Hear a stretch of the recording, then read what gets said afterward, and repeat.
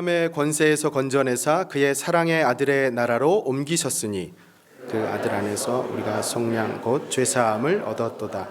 그는 보이지 아니하는 하나님의 형상이시요 모든 피조물보다 먼저 나신 이시니 만물이 그에게서 창조되되 하늘과 땅에서 보이는 것들과 보이지 않는 것들과 혹은 왕권들이나 주권들이나 통치자들이나 권세들이나 만물이 다 그로 말미암고 그를 위하여 창조되었고 또한 그가 만물보다 먼저 계시고 만물이 그 안에 함께 섰느니라.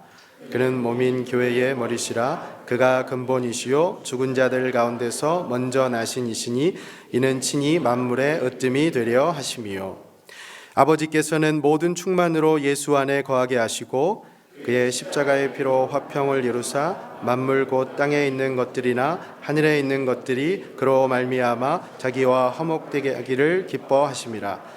전에 악한 행실로 멀리 떠나 마음으로 원수가 되었던 너희를 이제는 그의 육체의 죽음으로 말미암아 화목하게 하사 너희를 거룩하고 흠없고 책망할 것이 없는 자로 그 앞에 세우고자 하셨으. 함께 읽겠습니다. 만일 너희가 믿음에 거하고 터 위에 굳게 서서 너희 들은 바 복음의 소망에서 흔들리지 아니하면 그리하리라. 이 복음은 천하 만민에게 전파된 바요 나 바울은 이 복음의 일꾼이 되었노라. 아멘. 자리에 앉으시겠습니다. 우리 말씀을 위해 함께 기도하겠습니다. 하나님 아버지, 추운 날씨 속에 우리를 날마다 따스한 품으로 성령께서 보듬어 주시고 인도해 주신 그 은혜에 감사합니다. 지금 이 시간에도 우리를 보듬어 주시는 성령 하나님께 간절히 간구하는 것은 이제 말씀 앞에 나아갈 때에 오직 성령께서만이 이 말씀을 우리 마음 중심 가운데 역사하여 주시어서 가슴에 깊이 새겨지는 하나님의 음성으로 들을 수 있도록 하나님 말씀 위에 축복하여 주시옵소서. 하나님 말씀을 대하는 우리의 마음이 갈급하고 가난하고 간절하게 되기를 간절히 소원합니다. 말씀을 대할 때 이 말씀에 주시는 하나님을 생각하고 집중하고 그렇게 하나님 말씀 따라 사는 복된 삶 살아낼 수 있도록 우리 임마누엘 교회를 하나님께서 인도하시고 축복하여 주시옵소서. 살아계신 예수 그리스도의 이름으로 기도드리옵나이다. 아멘. 할렐루야. 아멘. 이제 한 달만 있으면 예수님 탄생을 기념하는 우리 성탄주일로 지키게 되지요. 그래서 앞으로 성탄주일까지 있는 주일 동안은 특별히 예수님은 누구신가 이 기독론에 관한 말씀으로 이제 설교를 좀 진행하려고 합니다. 그래서 오늘은 가장 첫 번째 시간으로 골로새서 말씀으로 여러분과 함께 나누려고 하는데요. 먼저 한 목사님의 설교를 통해 듣게 된 재미난 이야기를 여러분과 좀 나누면서 시작하려고 합니다. 전국의 애처가들이 연말이 되어서 한자리에 모였다고 합니다. 아내를 사랑하는 애처가들의 모임만큼 아내를 위한 최고의 표어를 만들어서 그것을 서로가 이제 1등을 뽑아서 수상을 하기로 했다고 해요. 그 결과 동상은 표어가 뭐였냐면 아내가 나를 위해 무엇을 할지 생각하기 전에 내가 아내를 위해 무엇을 할지 생각한다. 이것이 뽑혔다고 합니다. 훌륭한 표어죠. 그런가 하면 은상은 나는 아내를 사랑한다. 고로 존재한다. 이게 뽑혔다고 합니다. 역시 훌륭한 표어죠. 자, 우리 그다음 금상 나는 아내를 위한 역사적 사명을 띠고 이 땅에 태어났다. 이것도 아주 좋죠. 자, 마지막으로 영예의 대상은 뜻밖에도 니들이 아내를 알아? 이게 뽑혔다고 합니다. 처음에는 이게 뭐야 어떻게 이게 1등이 됐지? 라고 생각을 했는데 나중에 곰곰이 생각을 해보면 그렇지 아내를 가장 사랑하는 남편이라면 아내를 가장 잘 아는 남편이겠구나. 그래서 고개를 끄덕이면서 다들 인정을 했다고 해요. 자, 그런데 재밌는 게 그 다음이에요. 중요한 게 이 예화를 말씀하시던 목사님께서 문득 직업병이 발송하셨답니다. 무슨 말씀이냐면 여기 아내 대신에 예수라는 말로 모든 표어를 바꿔서 불러봤더니 이게 정말 기가 막힌 표어가 되더라는 거죠. 한번 들어보시겠어요? 동상 예수가 나를 위해 무엇을 할지 생각하기 전에 내가 예수를 위해 무엇을 할지 생각한다. 어떠세요, 여러분? 은상, 나는 예수를 사랑한다. 고로 존재한다. 이쯤 되면 아멘이 한번 나올 법한데, 금상, 나는 예수를 위한 역사적 사명을 띠고 이 땅에 태어났다. 마지막으로 대상, 니들이 예수를 알아? 저는 마지막 이 표어가 참 인상적이었어요, 여러분. 왜냐하면 생각해 보세요. 아까 말씀드린 것처럼 아내를 진짜 사랑하는 남편이 정말 아내를 가장 잘 아는 남편이라면, 예수님을 진짜 사랑하는 사람이라면 예수님을 가장 잘 아는 것, 그 일에 열심을 다해야 한다는 것이죠. 사랑하는 여러분, 예수님 사랑하십니까? 한 번 더. 예수님 사랑하십니까? 한 번 더. 예수님 사랑하십니까? 그렇다면요, 예수님을 아는 것, 이것이 우리 신앙의 최대 화두가 되어야 합니다. 왜냐하면 예수님을 사랑하는 것, 예수님을 아는 것과 직결되기 때문이죠. 자, 그런 의미에서 여러분, 예수님이 누구십니까? 예수님 누구라고 생각하세요? 참 우리가 그동안 숱하게 들었던 질문 아닙니까? 그렇죠? 뭐 세례나 뭐 등록식에서도 그렇고. 근데 이 질문 앞에서 우리는 정말 체계적으로 일목요연하게 답을 하지 못할 때가 많아요. 안타깝게도.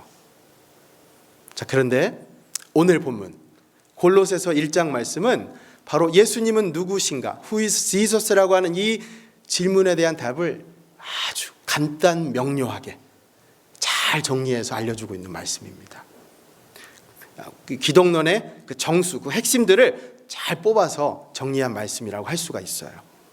그래서 오늘 이 말씀, 부디 이 말씀을 통해서 우리가 다시 한번 예수님은 누구신가 깊이 묵상하고, 또 예수님을 아는 것, 그것이 왜 중요한 것인가, 귀중한 깨달음을 얻는 은혜의 시간 되기를 주님의 이름으로 축원합니다. 자, 그럼 먼저 말씀에 들어가서 골로새서의 배경을 한번 돌아보죠. 이 바울이요, 이 4장밖에 안 되는 골로새서, 이 짧지만 이 안에서 아주 정말 엄청난 임팩트가 있는 이 장엄한 기독론을 펼치고 있습니다. 여기는 다 이유가 있어요. 이 골로새서에 쓰여진 배경이 뭐냐면, 골로새 교회가 그 당시에 수많은 거짓 가르침, 이단, 특별히 영지주의라고 하는 것에서 계속 공격을 받고 있었어요. 그러니까 예수님을 올바로 아는 것이 너무나 힘든 상황이었습니다.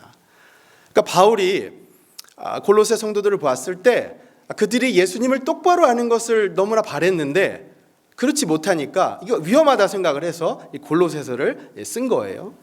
그 당시 상황, 오늘날로 비유를 하면 좀 아마 이렇게 빗대어 말씀을 드릴 수가 있을 것 같아요. 한 교회에서 이권사님이 있다고 치자고요. 한 권사, 이권사님이라는 분이 계신데 이분이 성격이 좀 깐깐하세요. 원칙주의자세요. 근데 여러분 그렇잖아요. 사람이 어떻게 다 완벽해요. 근데 이분 알고 보면 굉장히 따뜻하고 순수한 분이거든요.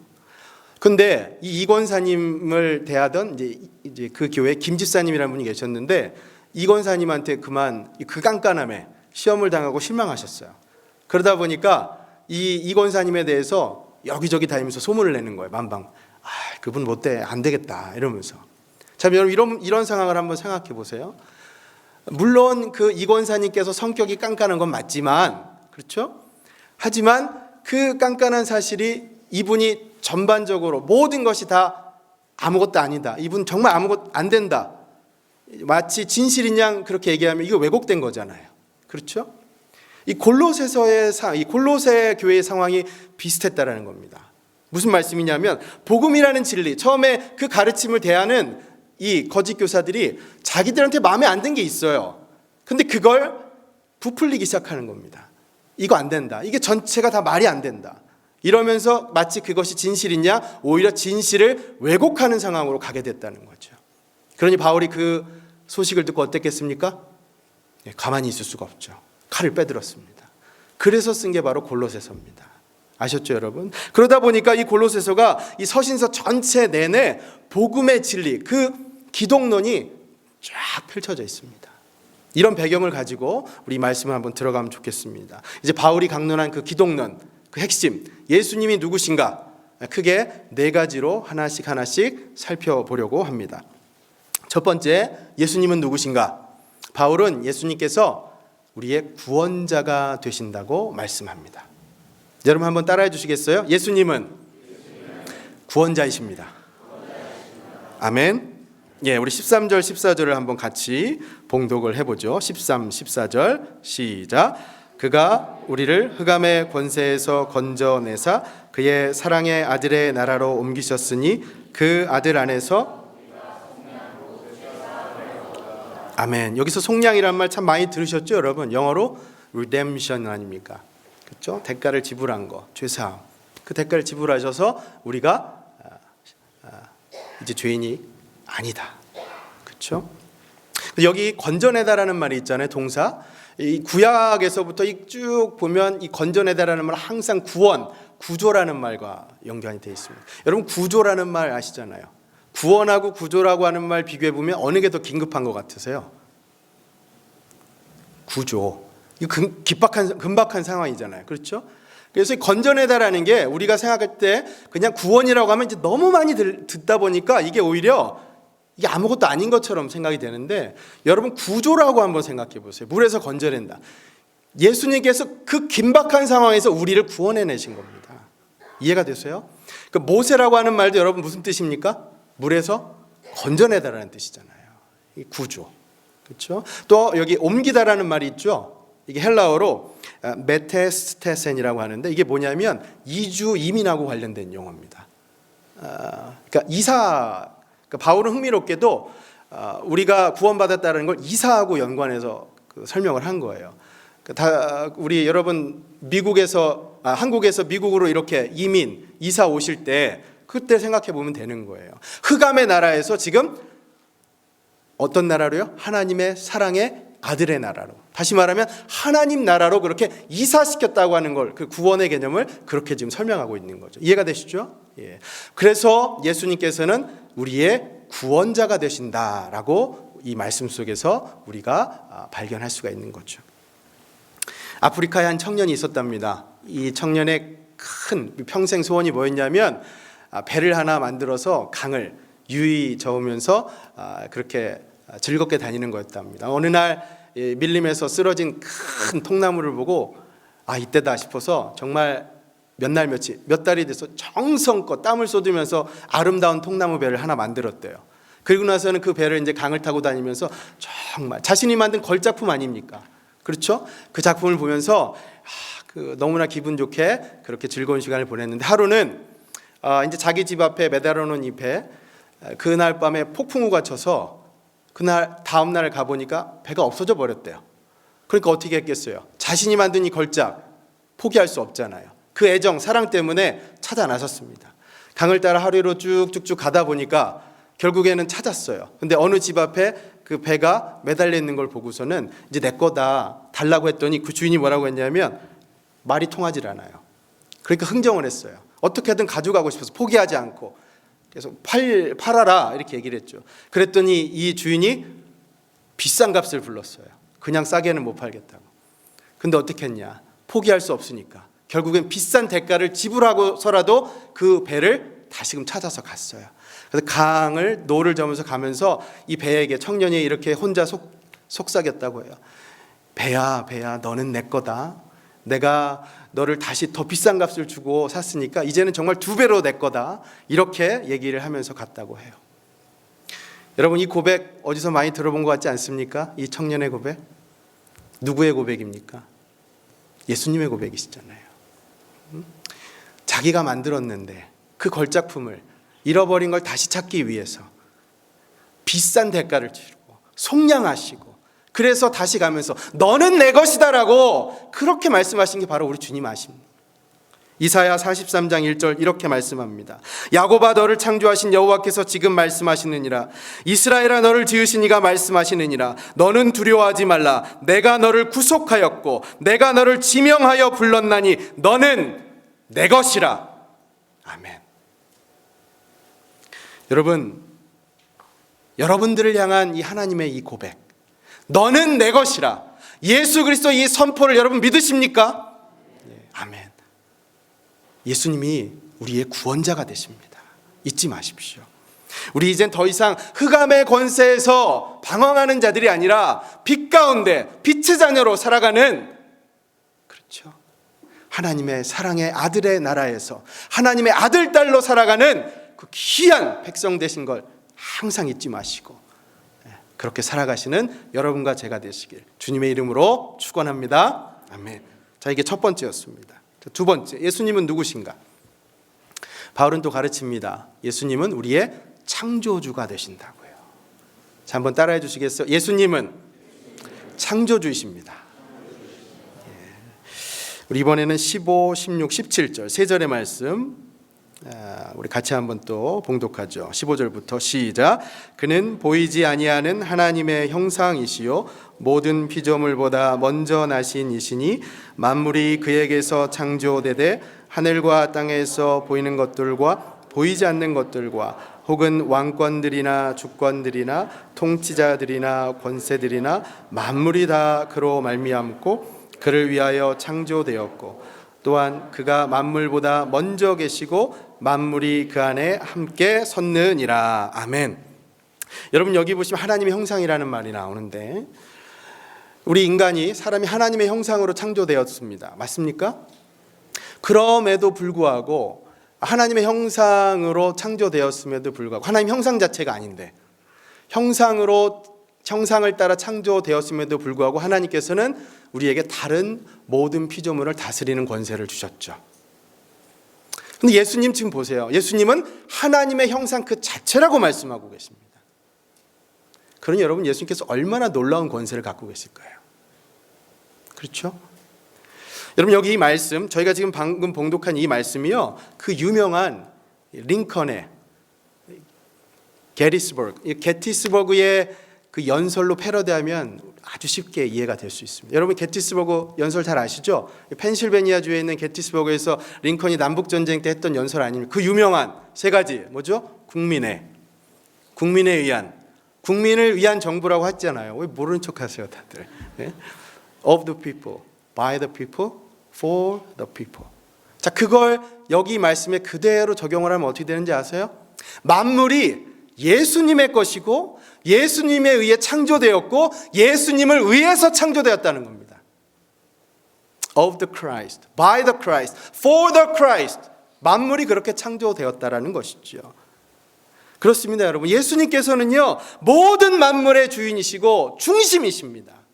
우주의 중심이시고 바로 여러분과 저의 주인 되시는 줄 믿습니다. 네. 안타까운 거예요. 우리가 이 세상을 살아가는 데 있어서 우리가 그걸 망각하고 살잖아요. 예수님 중심으로 살지 않고 내 중심으로 살 때가 얼마나 많아요. 예수님 믿는 것도 나한테 유익이 된다고 생각하고 믿는 분들 있잖아요. 나한테 복 주시니까 예수님 믿는다고. 기복주의잖아요. 사랑하는 여러분, 나 중심으로 생각하지 마십시오. 내 중심이 아니라 예수님 중심으로 살아가시길 바랍니다. 왜냐하면 그분이 우리를 창조하신 주인이시거든요. 모든 만물을 창조하신 분이시거든요. 여러분, 제가 질문 하나 드려보겠습니다. 우리 하나님께서 시간과 공간의 제약을 받으시는 분입니까? 당연히 no, 아니죠. 그렇잖아요. 시간하고 공간 제약을 받지 않습니다. 시간하고 공간이라는 것은 창조 후에, 우리가 창조된 후에 생겨진 개념입니다. 창조 전에는 시간하고 공간이라는 개념이 굳이 필요가 없어요. 왜냐하면 하나님께는 시간하고 공간의 제약이 없으시니까요. 여러분, 저기 이 손을 한번 보세요. 여기 보셔야만 제 설명을 이해하실 수 있습니다. 여기 보세요. 이게 지구라고 한번 생각해 보자고. 이 주먹이요. 그러면 우리는 이 지구촌에 사는 사람들은 대부분 다 모두가 어떤 시간대든 공간대든 다 속해서 살잖아요. 우리 지금 여기 계신 분들 아시지만 이걸 뭐라고 하죠? 이 지구의 경도, 롱지튜드잖아요. 이거에 따라서 시간대가 정해지잖아요. 그래서 필라델피아 같은 경우는 미국 동부 시간대, LA 같은 경우 미국 서부 시간대, 한국 같으면 한국 시간대. 맞습니까? 자, 그러면 이 모든 시간대가 접하게 되는 이 위에 이 북극은 한국 시간대입니까? 아니면 미국 시간대입니까? 북극점. 여러분, 바로 이겁니다. 모든 시간대를 초월하고 모든 공간대를 초월하는 바로 그곳에 우리 하나님께서 계신 줄 믿습니다. 오해하지 마세요. 또 하나님 북극에 사시나? 그 얘기가 아니잖아요. 지금 제 말씀은 모든 시간대와 공간대를 초월하는 바로 그곳에 하나님께서, 예수 그리스도께서 계신다는 말씀입니다. 그렇잖아요. 사랑하는 여러분, 영원 전부터 영원 후까지 언제나 계신 하나님, 우리 주님, 어제도 계셨고 이제도 계시고 이제 장차 오실 바로 그분께는 하루가 천년 같고 천년이 하루 같으신 줄 믿습니다. 그분께는 시간 공간의 제약이 없어요. 시간 공간의 주인이시거든요. 그러니 내가 아니라 그분 중심으로 살아가셔야죠. 시간과 공간과 역사와 만물의 주인 되신 바로 그분을 중심으로 살아가시기를 간절히 소망합니다. 그렇습니다. 우주의 중심이시고 나의 주인 되시는 우리 주님, 그분을 중심으로 살아가는 우리 모두가 될 수 있기를 주님의 이름으로 축원합니다. 아멘. 자, 이번에는 세 번째, 예수님은 누구신가? 예수님은 또 교회의 머리가 되시고 근본이 되십니다. 다시 말씀드리면 이게 무슨 말씀이냐면, 예수님은 우리 임마누엘 교회의 주인이 되십니다. 할렐루야. 예, 한번 따라해 주시겠어요? 예수님은 교회의 머리이십니다. 그렇습니다. 우리 18절 말씀 보시죠. 우리 같이 한번 봉독해요. 시작. 그는 몸인 교회의 머리시라. 그가 근본이시요 이는 친히 만물의 으뜸이 되려 하십니다. 아멘. 여러분, 우리가 너무 자주 들어서 익숙한 비유지만 교회는 예수님의 몸입니다. 몸된 교회. 우리는 각 그 몸의 지체죠. 그렇죠? 예수님께서는 그 교회, 몸의 머리가 되시고 근본이 되십니다. 그러니 여러분, 우리 중에 누가 하나가 아프면, 만약에 손가락이 아프면 손가락만 아픈 게 아니라 성경의 비유에 나오잖아요. 몸 전체가 아픈 것처럼. 여러분 중에 누가 하나가 아프면 저도 아픈 것이고, 무엇보다 우리 주님께서 아프신 거죠. 그렇죠? 그런데 요사이 교회에서는 이런 성경적인 가르침이 외면당할 때가 많습니다. 세상적인 가치관이 침투되기 때문이죠. 당장에요, 우리 내년도 이제 사역을, 부서 조직을 발표할 때 우리가 팀이라고 하는 용어를 많이 쓰잖아요. 팀 조직, 뭐 예배팀, 찬양팀, 세계호팀. 근데 여러분, 팀이 뭡니까? 이 팀이라고 하는 거, 여러분, 조직, 오르거니제이션을 공부하신 분들은 아시겠지만 팀이 어떤 조직이에요? 한 목적, 공동의 목적을 달성하기 위해서 서로 그룹이, 공동체가 연합해서 효율성을 위해서 그렇게 만들어지는 거 아닙니까? 그러니까 효율성 측면에서 하나로 연합되는 데는 최고거든요, 팀이. 대표적인 팀 조직이 뭡니까? 스포츠팀, 축구팀, 뭐 야구팀, 그렇잖아요. 그런데 이게 무분별하게 교회에 들어오면 문제가 생길 수가 있어요. 무슨 말씀이냐면, 자, 여러분, 이런 경우 한번 생각해 보세요. 만약에 한 축구팀이 있다고 생각하자고요. 근데 그 축구팀의 골키퍼가 좀 기량이 좀 안 좋아요. 맨날 다 막을 수 있는 거를 뒤로 빠뜨려서 골을 먹는다고 치자고요. 자, 그러면 그 팀이 승리를 위해서 어떻게 생각합니까? 그 골키퍼를 가차없이 다른 좋은 골키퍼로 교체해버리고 바꿔버리자라고 생각하잖아요. 전체 팀 승리를 위해서. 자, 이런 생각이 자칫 오해해서 교회에도 그런 생각이 들어오게 되는 겁니다. 이해가 되세요? 전체를 위해서 불필요하다고 생각하는 거 과감 없이 내쳐버리자, 이렇게 생각하는 것이죠. 교회를 팀으로 생각하는 것이죠. 아니잖아요, 여러분. 교회는 팀이 아닙니다. 물론 팀이 나쁘다고 하는 말씀이 아니에요. 팀이 효율성을 높이기 위해서 이보다 좋은 게 없습니다. 하지만 여러분, 교회는 팀이 아닙니다. 교회는 성도들이 유기적으로 한 몸을 이루어서 한 성령으로 하나를 이룬 영적인 신앙인 공동체입니다. 그러니 여러분, 김 권사님이 아프시면 그 김 권사님 내치고 이 권사님으로 바꾸는 게 교회가 아니에요. 김 권사님 아프시면 이 권사님도 아프신 겁니다. 저도 아프고요. 무엇보다 우리 주님께서 아프신 거 아니겠습니까?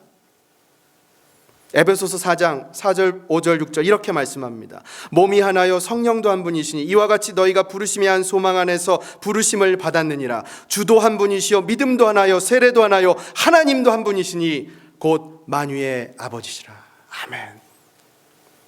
여러분, 혹시 요즘 아프세요?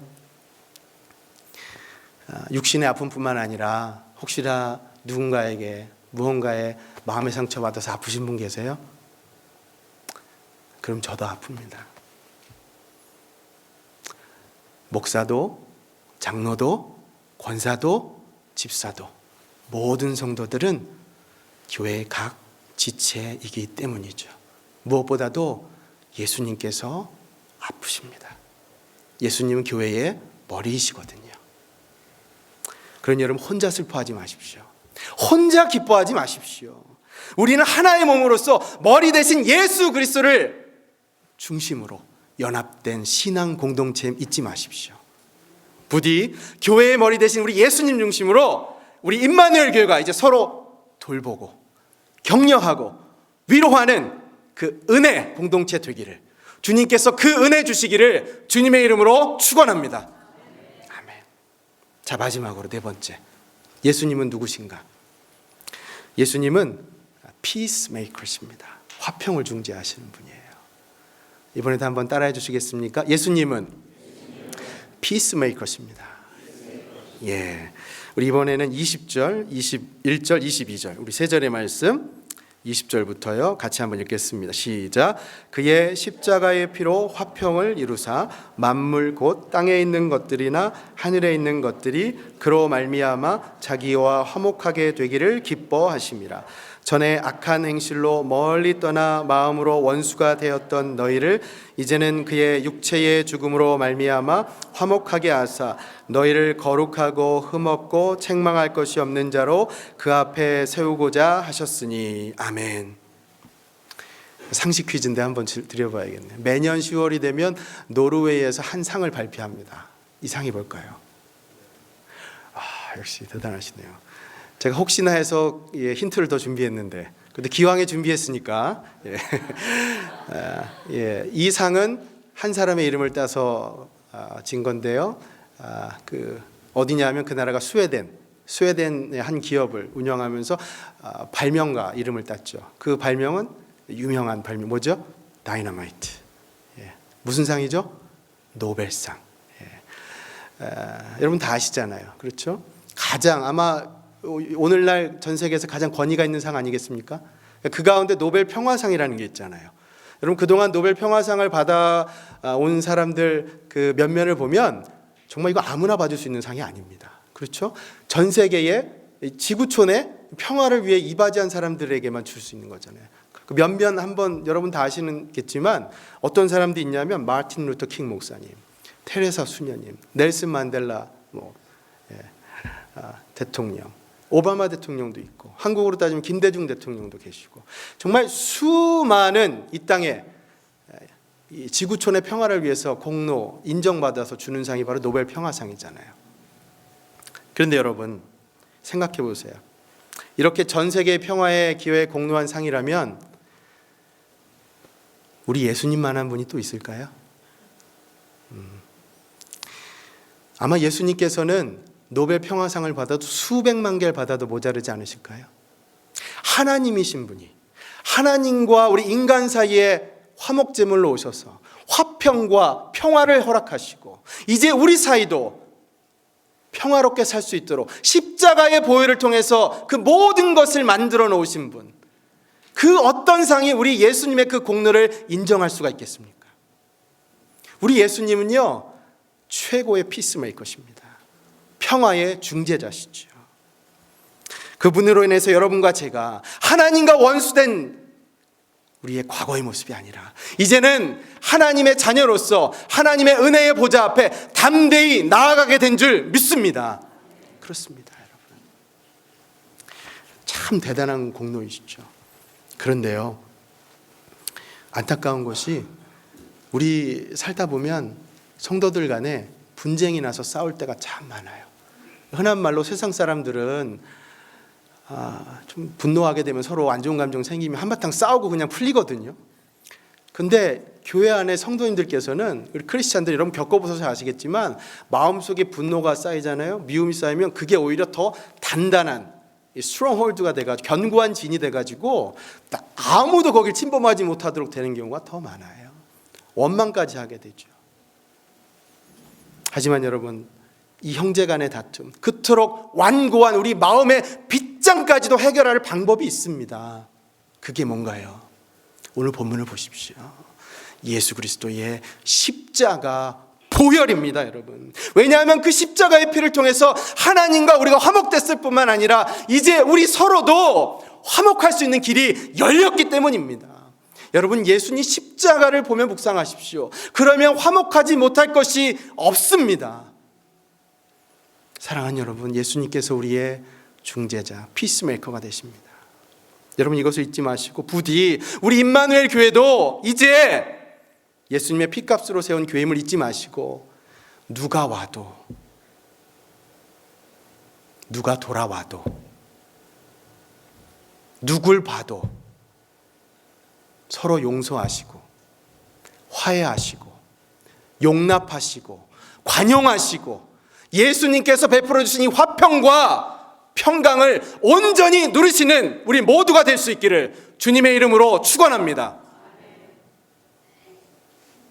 이게 바로 예수님께서 우리에게 하신 일입니다. 말씀을 정리하겠습니다. 예수님은 누구신가? Who is Jesus? 오늘 네 가지로 봤죠? 우리 한번 복습해 볼까요? 첫째, 예수님은 구원자. 두 번째, 예수님은 창조주. 세 번째, 교회 머리. 네 번째, 피스메이커. 자, 여러분, 예수님은 누구신가에 관한 이 오늘 이 교훈이 새로운 새로운 깨달음은 아닐 수가 있어요. 오래된 진리죠. 그렇잖아요. 근데 여러분, 여기 놀라운 사실이 하나 있죠. 그게 뭔가요? 이 오래된 진리를 묵상하면 할수록 우리가 더 풍성한 하나님의 은혜를 체험할 수가 있다는 겁니다. 이 진리를 체험할 수 있다는 것이죠. 더 깊이 묵상하면 묵상할수록 말입니다. 물론 때로 많이 하는 게 힘들고 괴로울 때도 있어요. 저희 교회 사실 공부 많이 하신 분들 많은데 많이 공부만 할수록 좋은 게 아니죠. 힘들 때도 있잖아요. 그렇죠? 적당히 알면 되는데 많이 하는 거 피곤한 일이잖아요. 우리 청년들도 이렇게 말하는 예를 제가 좀 들면 우리 청년들 가운데 말씀 나누다 보면 가끔 저는요 목사님 결혼하면 뭐 이것도 해야 되고 저것도 해야 되고 너무 제약이 많아서 결혼하는 게 지금은 아닌 것 같아요. 조금 있다가 오히려 결혼하면 뭐가 안 좋다라는 걸 너무 아니까 결혼을 못하게 되는, 아니까 지장을 주는 경우가 생겨요. 그렇지 않습니까? 너무 많이 알아도. 하지만 여러분, 그렇다면 그럼에도 불구하고 결혼하는 사람은 뭡니까? 그 사람은 뭐 바보도 아니고 결혼하면 어렵고 힘든 거 알면서도 뻔히 알면서도 함께 수고하고 함께 하려고 그러고 결혼하잖아요. 알지만 이유가 뭡니까? 왜 알면서도 결혼하죠? 사랑하니까요. 사랑하니까 힘든 거 알아도 함께 하려고 결혼하는 거 아닙니까? 그 사랑 때문에 지금 이 자리에도 한국에서부터 여기까지 오셔서 같이 살고 계신 분도 계시잖아요. 제 얘기입니다. 다른 사람 얘기 아니고. 네? 여러분, 우리 신앙도 마찬가지입니다. 예수님은 누군가를 아는 것, 그것은 하나님을 사랑하는 마음에서부터 시작되는 겁니다. 하나님 사랑하는 마음부터. 예수님 누군가를 알려고 하는 마음이 그냥 생기는 게 아니에요. 하나님 사랑하는 마음으로부터 시작되는 거죠. 마치 아내를 진정으로 사랑하는 남편이 그 아내를 가장 잘 아는 것처럼 우리가 예수님을 더 많이 사랑할수록, 더 많이 경험하면 경험할수록 예수님을 더 많이 알아가게 되려고 노력한다는 것이죠. 그러니 여러분, 제가 다시 한번 질문 드려볼게요. 마지막으로, 여러분 예수님 사랑하십니까? 예수님 사랑하십니까? 예수님 사랑하십니까?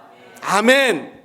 그럼 여러분, 이제 예수님 알아가는 것에 대해서 귀찮아하지 마세요. 오늘 이 사실 뻔히 아는 얘기라고, 흔한 얘기라고 소홀히 여기지 마세요. 예수님 사랑할수록 예수님을 향한 그 알아가려고 하는 그 지식, 그것으로 인해서 우리에게 주시는 풍성한 은혜가 넘칠 줄 믿습니다. 예수님 사랑하는 마음으로 예수님 더 많이 사랑하시고 알아가시면 좋겠어요. 자, 바로 그런 의미에서 우리 마지막 사도 바울의 권면을 우리 함께 결단의 말씀으로 봉독하면 좋겠는데요. 예수님이 누구신가 다 설파한 다음에 사도 바울이 이렇게 우리에게 권면합니다. 마지막 권면 23절 말씀, 우리 예수님 사랑하는 마음으로 이 말씀을 함께 봉독하죠. 시작. 만일 너희가 믿음에 거하고 터 위에 굳게 서서 너희 들은 바 복음의 소망에서 흔들리지 아니하면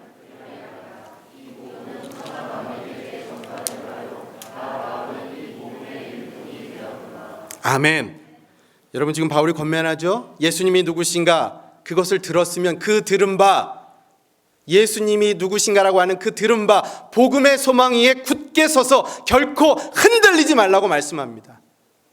여러분 예수님 사랑하십니까? 그럼 예수님 앞으로 더 많이 사랑하십시오. 예수님 더 많이 알아가십시오. 그 예수님을 아는 지식에 복음의 소망에 굳게 서서 흔들리지 말고 복음이 주는 은혜를 충만히 누리시면서 이제 복음을 전하는 복음의 일꾼으로 살아가시기를 주님의 이름으로 축복합니다.